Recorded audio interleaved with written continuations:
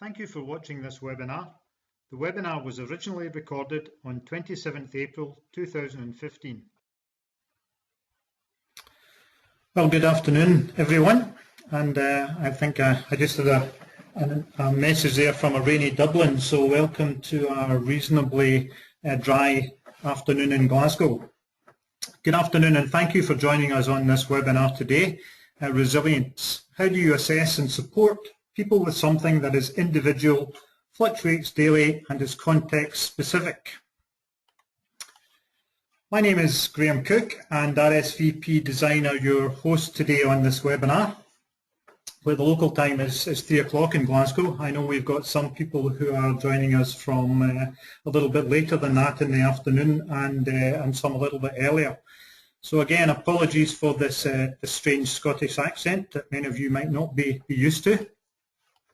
I recognise that we do have some people who don't know RSVP Design, so I thought I would maybe take a minute or so just to explain who we are. RSVP Design are designers of experiential learning materials and activities, and we support trainers across the world who want to make their learning programmes more effective and more engaging. Most of what we do is create some physical materials. You can see from the photos here, our products range from what you might call strange to, for some people, quite bizarre. So if you haven't dealt with us, we certainly like to use a variety of materials and a variety of learning tools to help make, as we say, learning more engaging and effective. However, today we are focusing on a product called Images of Resilience, and really this is the story of its development in partnership with an organisation called EI for Change and one of the co-developers of the product, Robin Hills. So you can see from the images in the picture there that it's a cartoon-based product. The gentleman in the middle isn't actually Robin, it's a colleague of mine, Jeff Cox, and I apologise for the fact that he looks like he's emerging from a dark cave there to demonstrate the tool. I also realise that we may have some people who are new to webinars, or indeed it may be your first use of the GoToWebinar software. You will find options to send questions and chat messages. I won't be picking those up directly. I'm going to ask my colleague Laura Hill if she can pick up these and try to respond. So on your right hand side of the GoToWebinar control panel you should find some options to post some questions or indeed to enter some chat to either individual attendees who are on this call this afternoon or indeed to one of us. We will have some time to have some specific input as we go through the webinar, so you will have a chance to contribute directly. And we expect to take around 45 minutes today, and we'll do our best to try to keep this time depending on the questions that we have and so on. So just before I get started, I wanted to mention that we do have a special offer for those of you who are joining us live on the presentation today. It is only going to be available for those who are on the call, and I'll come back to explaining what that is a little bit later. So without further ado, let me introduce you to our speaker today. He is Mr. Robin Hills. As you can see from the slide, Robin is an expert in emotional intelligence, and he was an obvious person for us to turn to when clients asked us if we could create some tools that could be used in the area of emotional intelligence. Robin also has particular expertise in the subject of resilience, as he will explain shortly. And for those of you who can manage, I would urge you to check out the Neurobusiness keynote that he plans to deliver in Manchester if you're local on the 24th and 25th of June. And you can see a link there at the bottom of that dashboard. So I'm going to just open Robin's mic and check that he's with us, and then hand over the presentation to him. Robin, are you with us? I'm with you, Graham. Okay, that's great. Let me just hand over, and what I'll do is I'll sign off. I'll give Robin the presentation. He can pick it up from here, and I'll come back and join you later on. Thank you. Robin, you should now have control. Thank you, Graham. In the gardens of Europe lives a small insectivorous bird. It's a member of the thrush family. It's called the robin. It's frequently seen as visitors to gardens and woodlands, and this is the little bird that I'm named after. So within my logo you can see here a robin. It's not a Stephen, it's not a Peter, and it's not a Brian. And in the background are hills. They're not dark satanic mills or vast expansive halls, or not even a single hill. And interestingly, these are some of the polite, repeatable names that I've been called ever since I've had my logo.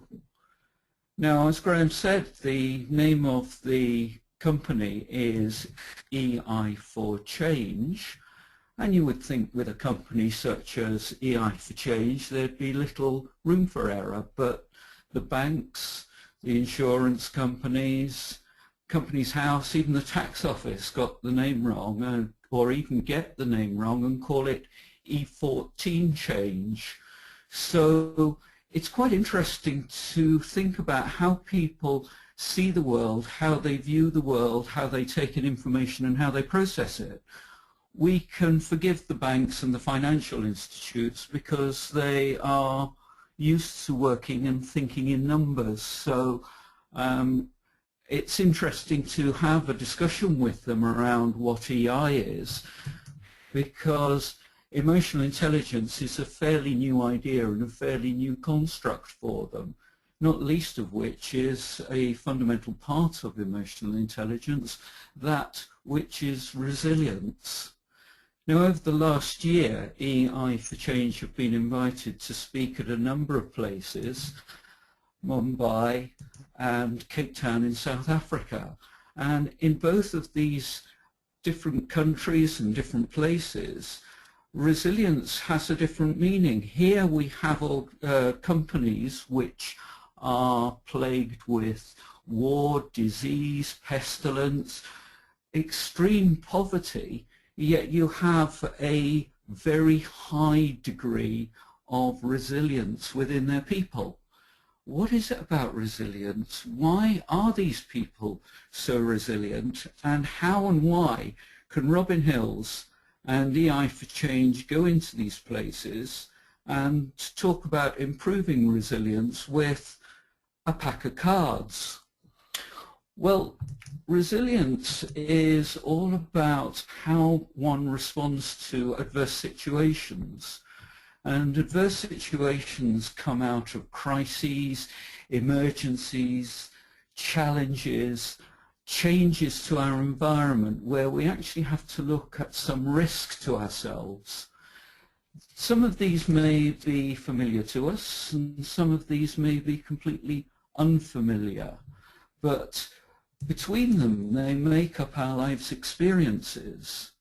And then how we respond to these adverse situations is what builds about our emotional intelligence and our resilience.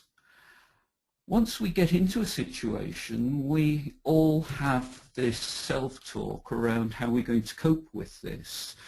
The self-talk drives the way in which we think about the situation, and the self-talk drives the way in which we feel about the situation. Here sits our emotional intelligence. I'll give you a brief definition of emotional intelligence, one that works very well for EI for Change and one that works very well for me. Emotional intelligence is how one combines one's thinking with one's feelings in order to cope with situations, make decisions, and build up quality relationships. So one's thoughts and one's feelings being used well together and being combined leads to the way in which we act in the situation, the behaviors that we put in place, and the decisions that we make. Resilience is more than just coping with stuff and putting up with things that we're not really comfortable with.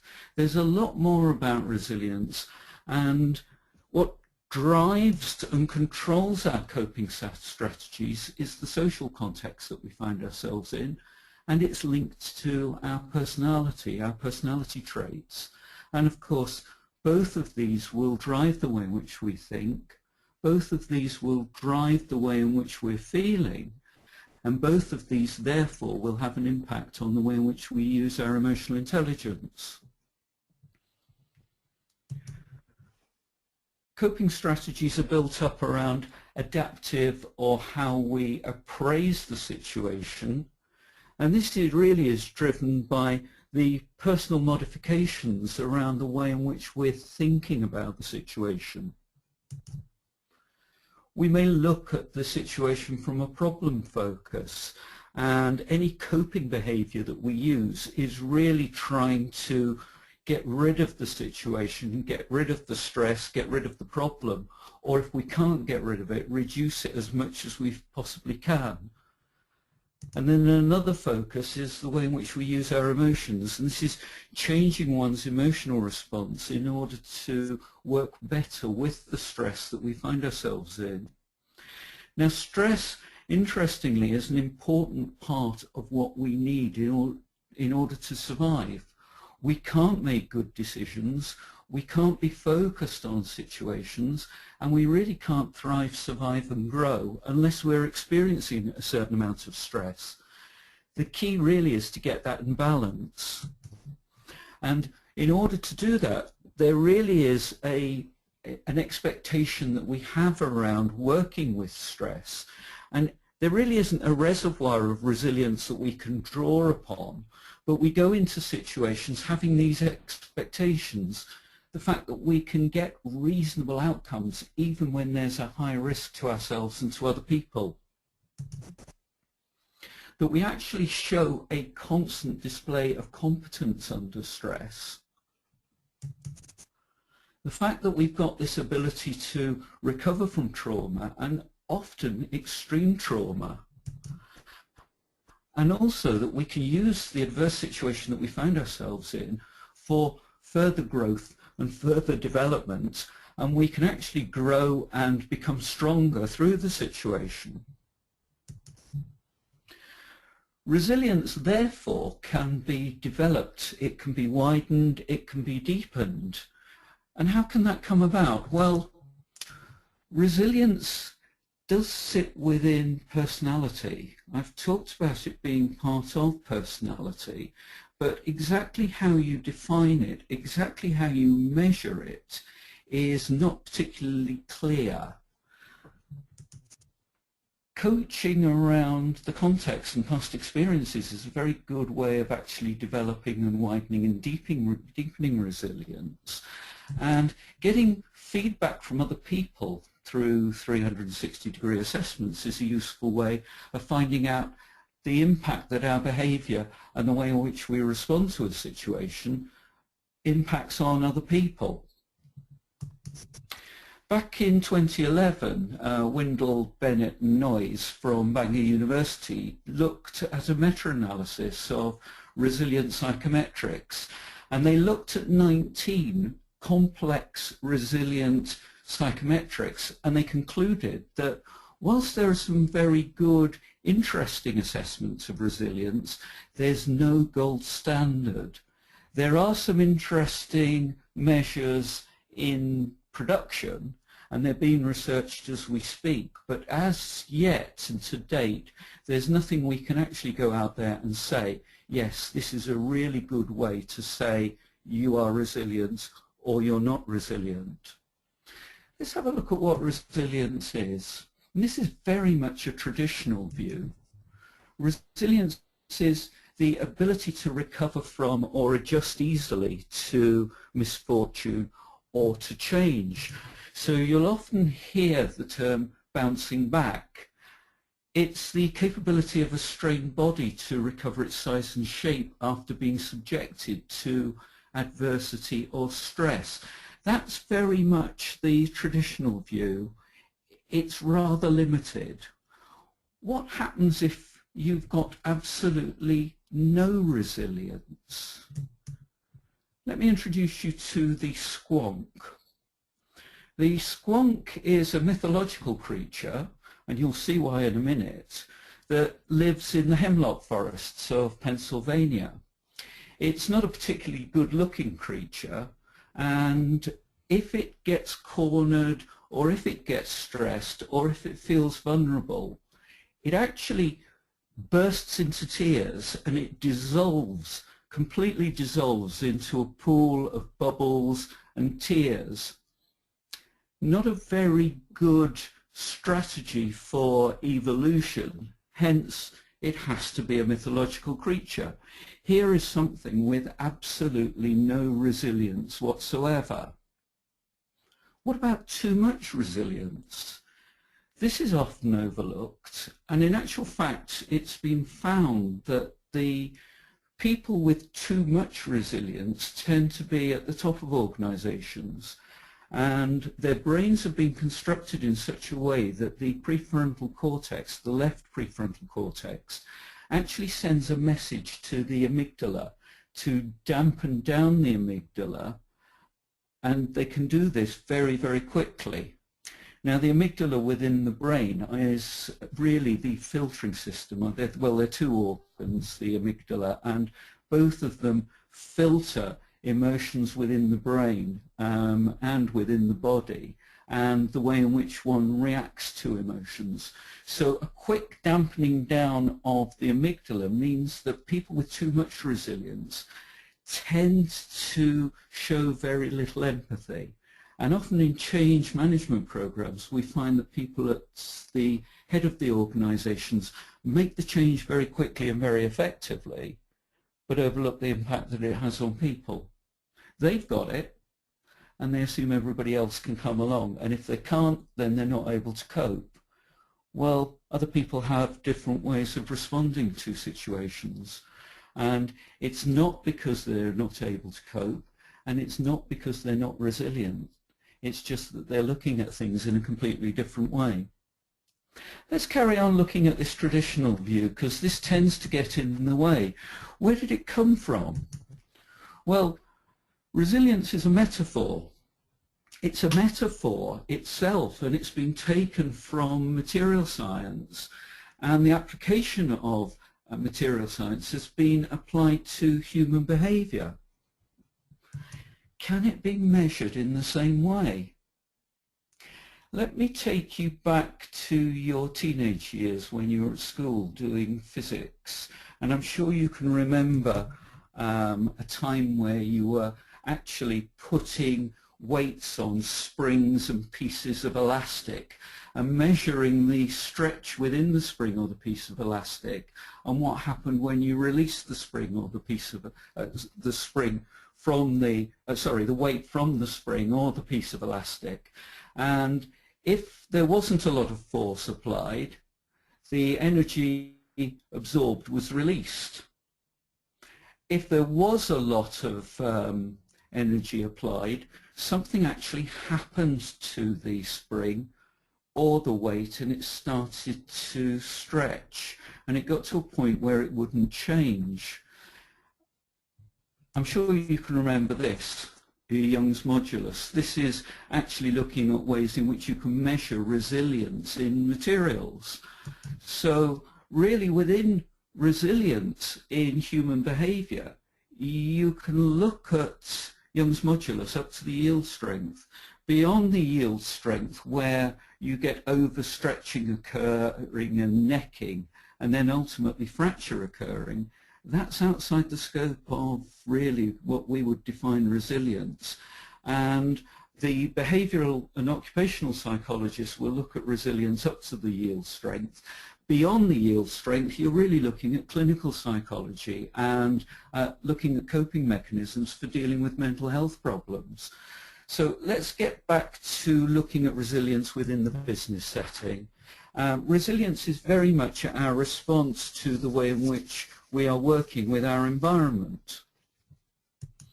So our response to adversity and stress will affect the way in which we behave, and the way in which we behave will then drive and influence and shape our environment. In the center of that is where resilience sits. So another way of looking at resilience is looking at a movement in the landscape, a change within the environment, and it's looking at the way in which we have our capacity to work with resilience. We can either absorb and adapt to the situation and grow through it, or it causes some level of disruption. In terms of normal functioning, if there is further movement in the landscape or further changes in the environment, then we can transform through that situation, and we can absorb a lot of the stress, a lot of the strain, and it leads to a new level of resilience. Let's put a new definition into resilience. Resilience is a mindset. It's less about who we are and more about how we think. Our mindsets directly influence and shape how we view the world, how we view ourselves within the world, and it also has an effect on the way in which we then perceive the situation and how we use that knowledge to shape ourselves and shape our environments and shape the context. Critical question here is, what is the potential danger? What's the hidden opportunity? Where is the opportunity to grow and to learn and to develop? So here's a definition of resilience. Resilience is an ability to accept that things will not necessarily go our way. It's to take an objective view. It's to look at a situation without being subjective, without denying the effect of the situation on us, and without looking at it without emotions. We do bring our emotions to the situation, but let's accept the harsh reality. Let's look at finding meaning. What is it that we are setting out to do? What's our core purpose? What are our goals? How are we trying to get to where we want to get to? How do we build bridges from our present situation to a future that is richer and fuller and better for us? And the other aspect about resilience is an ability to be creative, to improvise, to look at resources and to put them to completely new and novel uses, and to find out things about a current situation and imagine possibilities that really other people just don't see.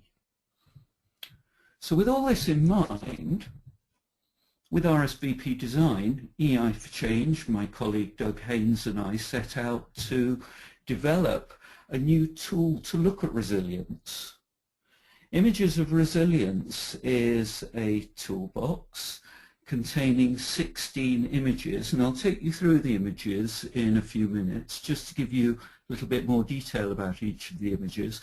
But each of these 16 images encapsulates something that is meaningful around resilience, and we've tested this in a number of organizations at various different levels, in different sizes of organizations, from SMEs and small startups all the way through to national public bodies such as the NHS.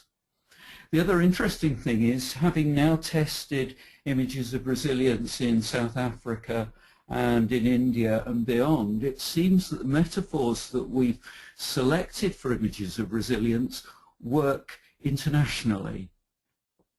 So the idea behind images of resilience is to use them in a coaching setting, helping people to draw out meaning for themselves around what resilience is for them, what is meaningful for them, and helping to work with them on an individual basis in small groups or in large teams to understand what that concept of resilience is. What is the concept, the context, and what is it that they need to do? What is it that they need to draw on in order to help them to grow, develop, and, dare I say it, to survive the situation that they find themselves in? So in order to take you through images of resilience, what I'd like you to do is to consider this question. When you're at your most resilient, you are like what? What I'm going to do is to take you through each of the images in turn, just to give you a brief outline of what the image is. And as you're seeing these images, just think about this question.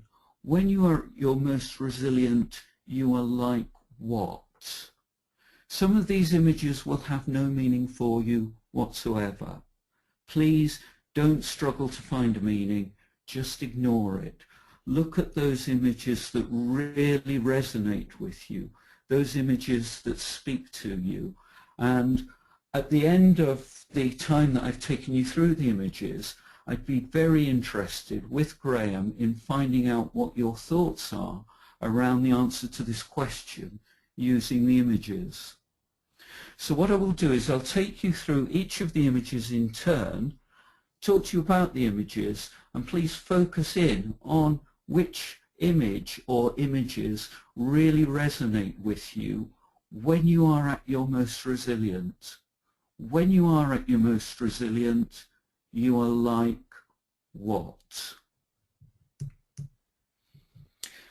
The first couple of images symbolize what resilience is and what it actually means. And you can see the first image here is the traditional view of resilience, which is bouncing back.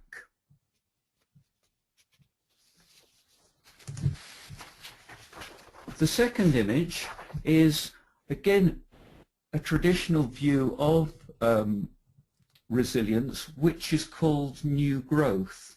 And this is surviving when all else around you is starting to fail. The next series of images are looking at what is needed, or let me rephrase that, I said it incorrectly, when resilience is needed. So these are situations when resilience is needed. And the first image is an ambiguous or an uncertain situation. The next image is looking at overcoming fear. The next image is another situation where there isn't a lot of stress. This is a situation where challenges are rather limited. This is a situation where people need to maintain and keep their focus. This is a situation where there are many barriers to progress. And these are situations where risk has to be considered and has to be taken into consideration and thought about before going into the situation. The final set of images is looking at the qualities and the skills that are needed to enhance resilience.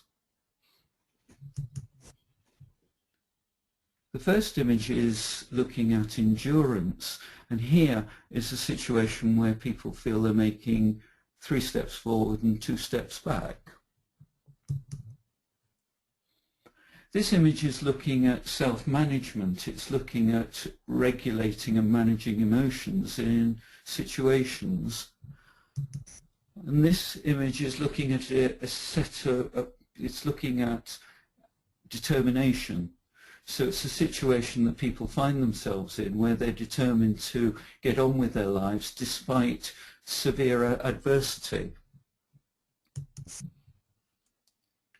This image is looking at feeling very much in control and having the skills and capabilities to adapt to a situation. This is an image that's looking at flexibility. This particular image is looking at drive and motivation. This image is looking at guidance. Where do you get your guidance from? What is guiding you in terms of the decisions that you're making? And finally, the last image is looking at tolerance. What is it that you're tolerating? What is it that you're putting up with? What is it that you are looking at ensuring that doesn't cause you a problem? So these are the images, and the question that I pose to you is, when you are at your most resilient, you are like what? What I'd be very interested in you doing, so that Graham and Laura can pick up on it, is just to type in any thoughts, any insights, anything that came to you whilst we were going through the set of images of resilience. And indeed, if you've got any questions or anything else that you would like to add, please put those into the chat box, and then we can find out exactly what you're thinking of and how you feel resilience is working for you. Thanks, Robin. We'll give people a couple of minutes just to fill in that and maybe reflect on the images. But again, we'd be really happy to hear an answer to that question. You know, whether it relates to an image that you've seen or not. Just while people are filling it in and responding, Robin, a couple of things struck me as I was listening to you. You know, one is coming from a background of being a field engineer and just about remembering Young's modulus. This idea of resilience, you know, certainly if you come from a science background and looking at it in materials, you know, resilience is something that's pretty much fixed. In your experience, have you found that people are quite open to the idea is that resilience is something that can change, and your capacity for resilience can increase quite easily? Yes, I think that there is this this openness that people can become more resilient, and what we found the most effective tool for that in the business environment, purely and simply, is coaching. It's helping people to have a level of self-awareness around what it is that they're experiencing and why they're experiencing, where the emotions, where their thinking is coming from, and how the situation is driving the way in which they're thinking and they're feeling, and it's helping them to put in place their own mechanisms for overcoming resilience. Indeed, my own background is a biological background, and resilience is there in terms of genetic resilience. So it's resilience to pests and to diseases, in terms of crop resilience, and in these sort of situations resilience is great, but it's not necessarily a good thing, because the most resilient crops are the ones that are the least productive. So again, we come back to this question of what is too much resilience, and this is often overlooked when people are training or running workshops around resilience. And I've often asked people, well, what does too much resilience look like? And people look at me as if I'm stupid. Yeah, I mean, it's another thing that struck me about it, because again, there is a sense that resilience is something you want to have as much of as possible, but I guess there's a time where having too much resilience is more of an issue, and it becomes more of a barrier to moving forward. Yes, indeed, we've actually stopped calling our training interventions, our workshops, building resilience, because we need to address this question, this issue of too much resilience. And when we're working with very senior leaders within organizations, most of their issues is around the fact that in certain situations and in certain contexts, they've just got too much resilience. So we're now calling our training interventions developing resilience, and it's helping people to understand what level of resilience they've got and how they can work and adapt with it. Yeah, that's really interesting, and actually related to something that we've been looking at in terms of resilience within education and learning, but I'll maybe mention something about that later. Okay, we've got a few comments coming through, so let me just kind of read out a few. One is when you're most resilient is confident and positive, not taking things too personally. Another is taking risks to get where I want to be. I think that's the one with the door and the radioactive sign on it, I suspect. 12 and 16 for me, I can't remember the numbers, but it's something relating to the quality rather than the situation or the definition. And thanks, Mariana. Fascinating pictures, which I guess means that might be useful. Just in talking about the pictures, Robin, I mean, for those of people who have used metaphor a lot, I guess they'll be very comfortable about using imagery. And again, from RSVP Design's point of view, we are very comfortable in using cartoon images. But I know a number of people have said to me, you know, this topic of resilience is a very serious and a very personal issue. from a business context, don't you run the risk of it appearing childlike to use cartoon imagery? And what's been your experience in working with senior people and using cartoons?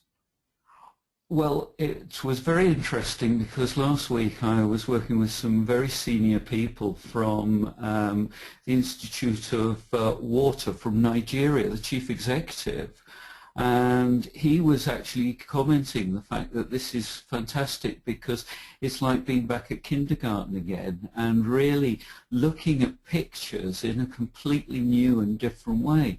They found it quite cathartic.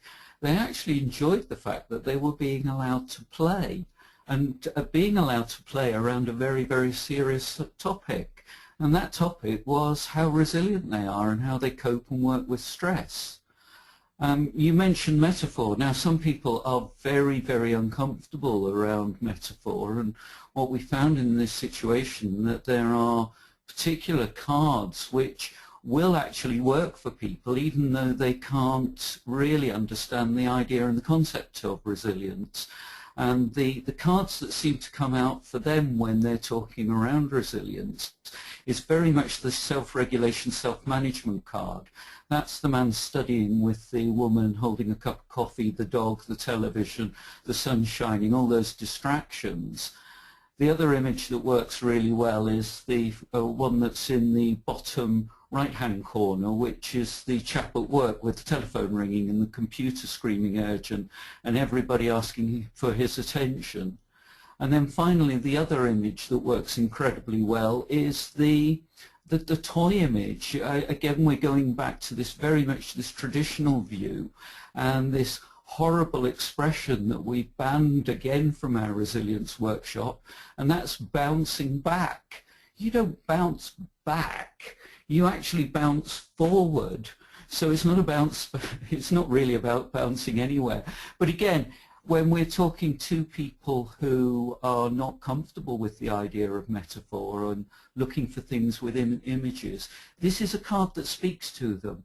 And because it speaks to them, it allows them to explore and to tell a story.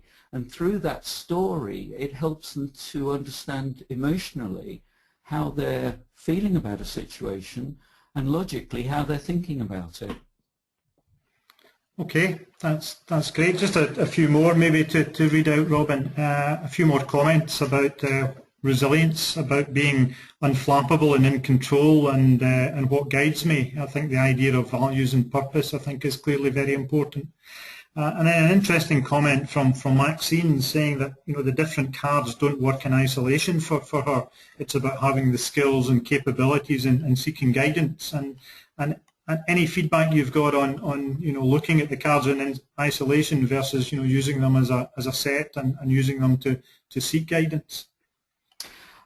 We've had a lot of people who have been instructed to choose one or two cards to build up a story around their situation and their current context, yet they come back with a handful of the cards because more than one speaks to them. So really it's down to the individual. What do the cards say to you? If it's more than one, fantastic. The other thing that we found, Graham, is that when we designed the cards and we went out and tested them, we found that people were reading a lot more into the card than was actually thought into the card when we originally put the design together. And the stories that we've heard from people around each of the cards is just phenomenal. They hold a richness in themselves. The number of people that have spoken to me, if we take an example, you've got the determination and motivation card, which is the card with all the animals.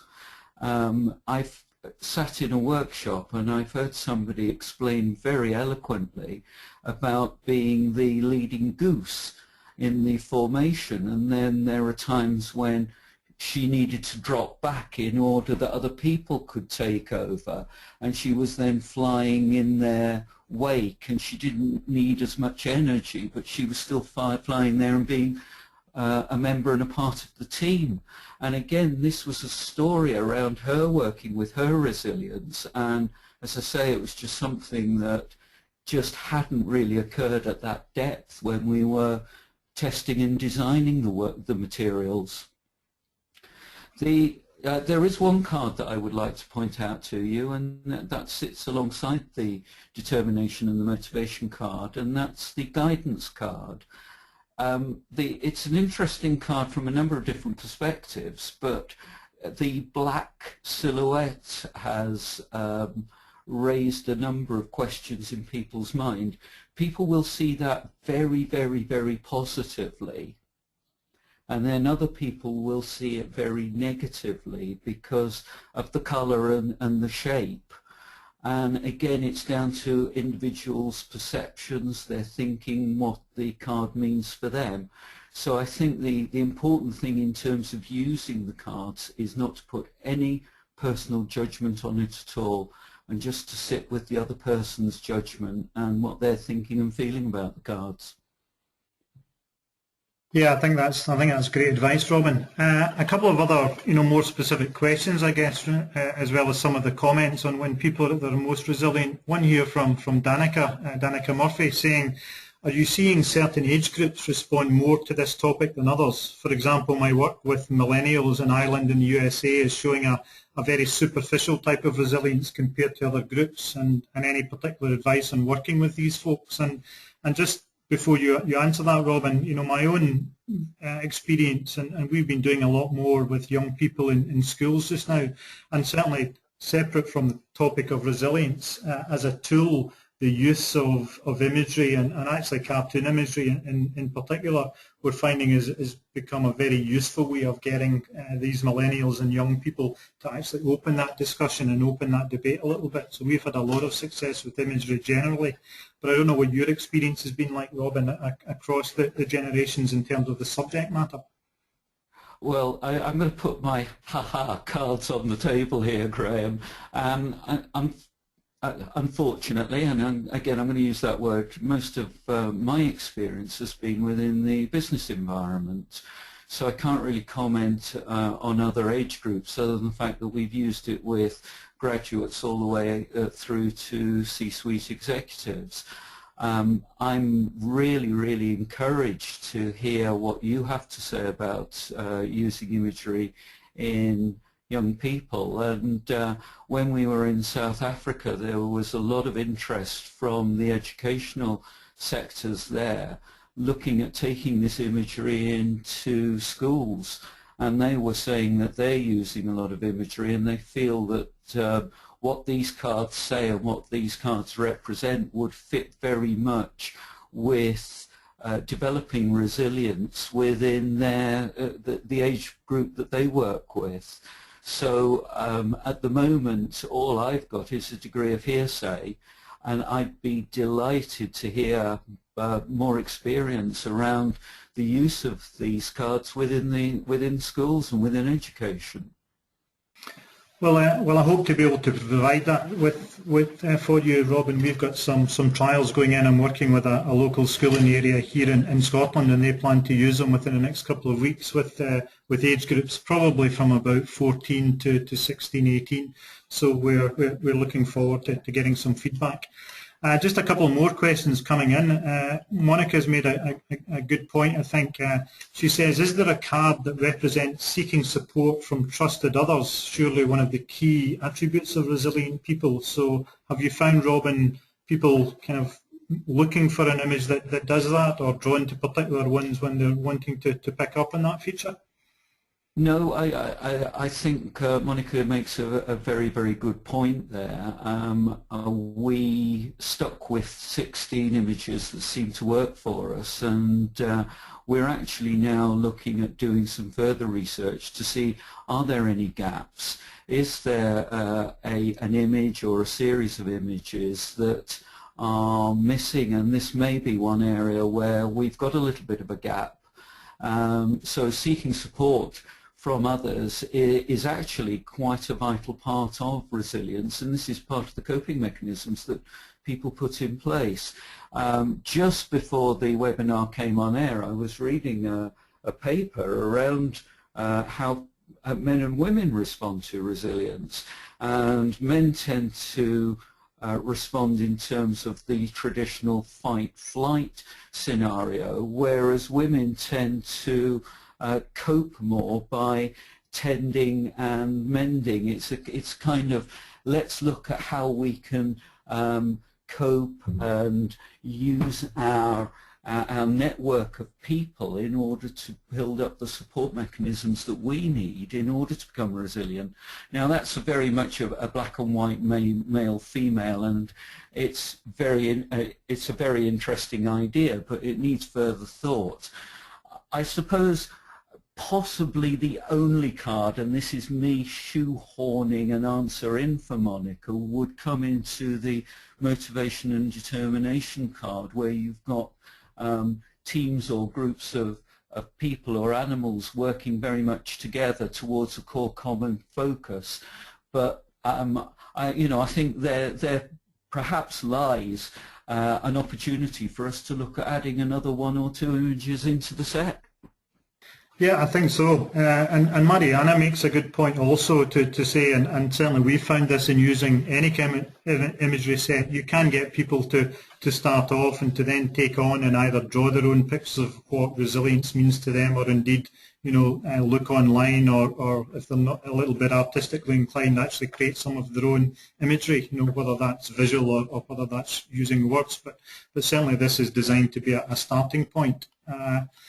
And kind of related to that, Leonardo asked a question, Robin, how do you correlate the business challenges when working with a group? So really, if you're working in the business context, when working with images, how would you kind of go about debriefing? How do you go about next steps if you're working in a coaching context? I think really, to answer Leonardo's really interesting question there, is to find out what's come out through the use of the images. Is there anything that can be built up and taken offline, or built up and taken further?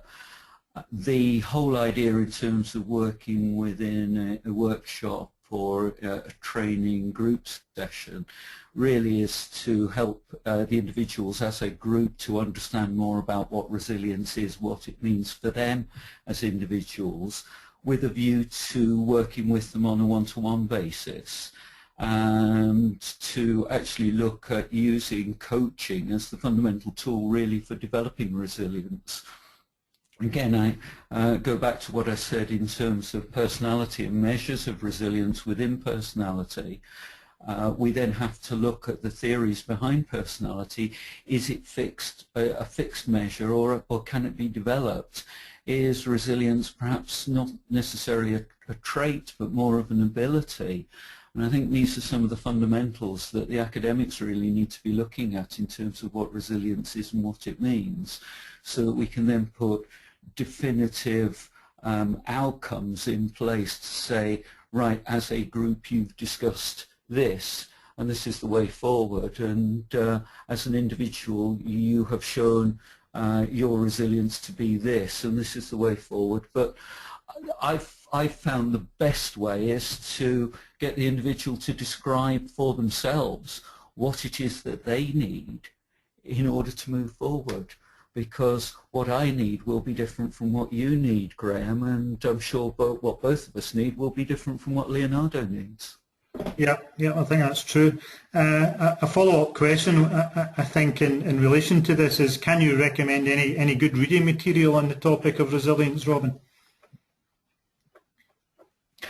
Sorry, I didn't quite catch that. Sorry, good reading material.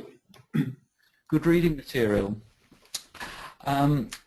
Well, there is a book that I refer to quite frequently, which is Perspectives on Coping and Resilience. And it's really a cornucopia of different papers on resilience, which is absolutely fascinating reading. And they come from all over the world. The editors is an editor called Venkat Pula, who's a social scientist from India. And then Andrew Shatte, who is the professor of resilience from the University of Pennsylvania and the University of Arizona, and Shane Warren, who's a psychotherapist in Sydney.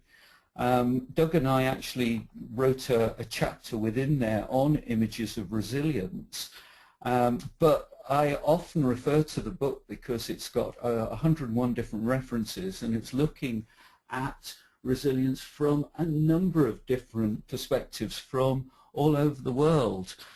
It's not an easy book to get hold of, that's the only problem. Any other books on resilience? I would suggest that there are a number of books out there. They all tend to look at bouncing back, and you've got Bounce Back Ability, which is an interesting book on resilience. The author eludes me at the moment, but perhaps that's something I could drop over to you in terms of some recommended reading books, and then you can send them on to people who've attended the webinar. But, yeah, I think we've got a couple of people asking for those titles and those links again, so rather than do that here, Robin, what we'll do is we'll pass on those links to everyone who joined us on the call. I've just got one more I wanted to read out because I think it's an interesting way of ending this session. There's a lovely little comment from Anthony Taylor here when he was talking about when he's most resilient, which is the positive side and always keeping a smile on my face, understanding that bad things never last either. It's a really nice positive way to look at it. And thank you very much everyone for those comments. As I say, we'll pass on some of the links that Robin mentioned there. But we'll just close off this section just now. Yeah, just to finish off, I'd like to leave everybody with a final thought about resilience. And it's a paradox. At our worst times, we can become our best. Resilience is forged through adversity, not despite it. So how would I cope on the decks of the Titanic? I really don't know. I've never been there. I don't know what I'd do. I don't know how I would cope. And I think Anthony's comment about going and working through adversity with a big smile on my face is probably the best solution I can come up with in that kind of situation. I'll hand you back to Graham with regards to talking a little bit more about RSVP design and images of resilience. I'll leave you with my details. If you'd like to contact me at info@eiforchange.org.uk, what I will do is I will send you a copy of the chapter around images of resilience from perspectives on coping and resilience, and you can have that with my pleasure. Thank you, Graham. Thanks very much, Robin. I'm conscious of time, so I'm just going to take maybe a couple of minutes at the end here. I did mention before I started that I wanted to provide an offer to the people who have spent their time to come and join us today. We do have a couple of products relating to resilience. Obviously, the images of resilience product that Robin has been describing, it contains 3 sets of the 16 cartoon images, as well as a full set of facilitator notes for those who haven't seen that product. And the idea is that if you're working with more than one person, then each person can choose the same image, but often they talk about it in a different way. And then the second product, although it also contains images of resilience, is something from our Learning to Learn series. Resilience is one of the 7 key dimensions in terms of learning to learn. And the idea of resilience, again, as we talked a little bit about earlier, from a learning point of view, not having enough resilience when learning gets tough is a problem, but also having too much resilience where you continue to do the same things time and time again is also an issue. Thank you for watching our webinar today. For more information on resilience, please visit our website and blog at rsvpdesign.co.uk.